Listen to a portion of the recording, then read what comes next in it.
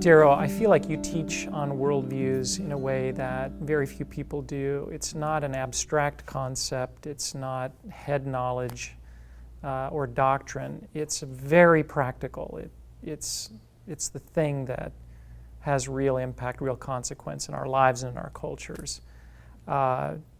This next session is called The Power of Story. Talk a little bit about the concept of worldview and what that means for you, how you unpack that in this session.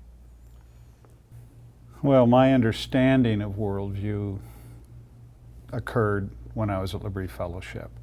I'd never heard the word or phrase worldview before. Didn't know worldview existed.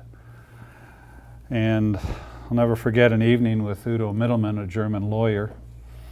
We were having supper together one evening in his home. And in the middle of the conversation, Udo turned to me and he said, Darryl, Christianity's true even if you don't believe it. Well, I'd been a Christian at that point for 13, 14 years. I'd been discipled in Campus Crusade for Christ, in Young Life.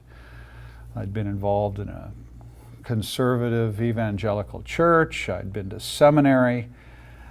And I had been taught that Christianity was true because I believed it. And here's somebody telling me it's true even if I don't believe it. And that it caused a crisis in my faith. I didn't sleep for 2 nights. And I finally realized what he was saying to me. And what he was saying is that Christianity is true even if no one in the world believes it. And that was a profound revelation to me. And I came to realize that though I'd been a Christian all these years, I wasn't thinking like a Christian. I was thinking like a secularist. I'd grown up in the United States, been to public schools, watched television, watched movies, learned the language of secular materialism. So I had a born-again heart, but my mind was not born again. And that was a shock to me. And it was at that point that I came to realize that I had a worldview, and it wasn't a biblical worldview, but it was shaping everything about my life. Mm-hmm. In our case, coming from the West, I had a born-again heart, but an atheistic and materialistic mindset. And today, young Christians in the West, they don't have a modern mindset, they have a postmodern mindset.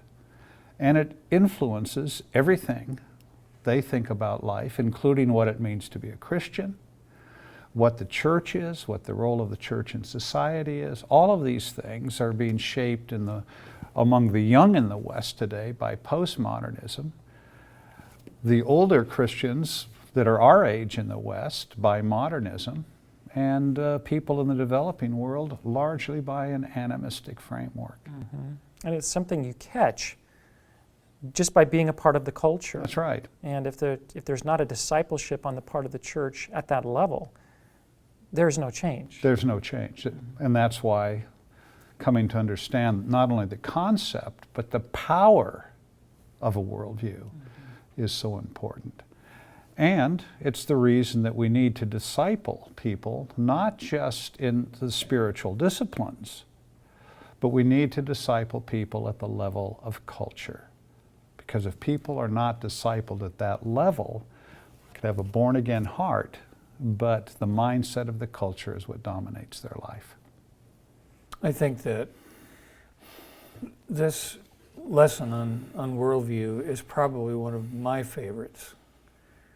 And I think one of the reasons it's one of my favorites, Darryl, is that I watch the faces of those that we teach.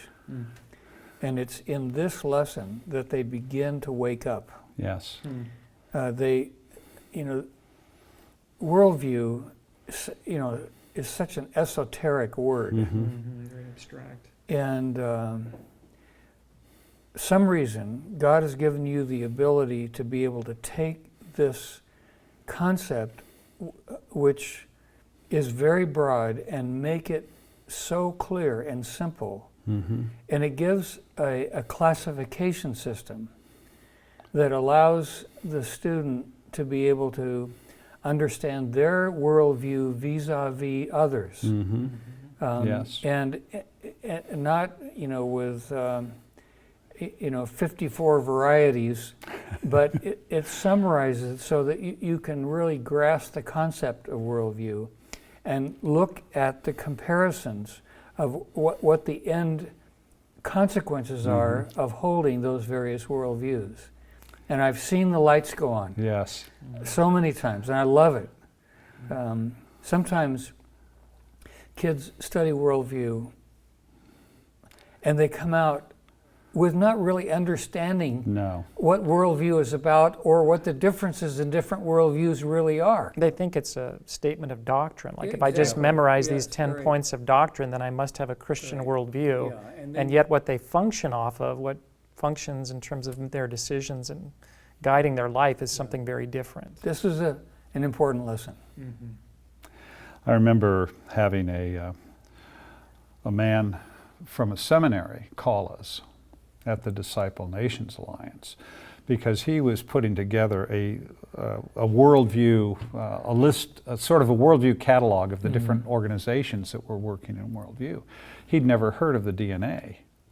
But his son, who was working as a missionary in South America, and he was very familiar with what we taught and the impact that what the DNA was teaching, how it was impacting people in South America. And his son said, you need to call these guys at Disciple Nations Alliance. So he called and we chatted on the phone, and he said, I have talked to several hundred people who are leaders of organizations that focus on worldview. And he said, you are doing something different. And I said, what is that?